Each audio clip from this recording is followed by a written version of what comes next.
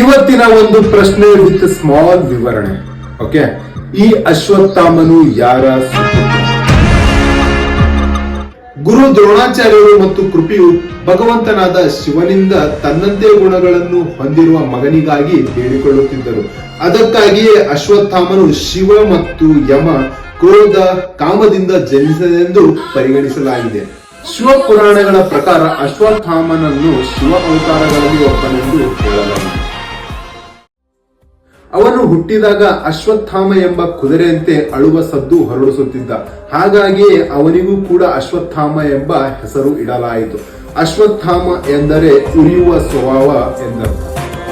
ದ್ರೋಣಾಚಾರ್ಯರು ಶಿವನಿಗೆ ಆತನಂತ ಮಗನನ್ನು ನೀಡುವಂತೆ ಕೋರಿದರು. ಆಗ ಶಿವನು ಅಶ್ವತ್ಥಾಮನಿಗೆ ಹಣೆಯ ಮೇಲೆ ದೈವಿಕ ರತ್ನವನ್ನು ನೀಡಿ ಆಶೀರ್ವದಿಸಿದರು.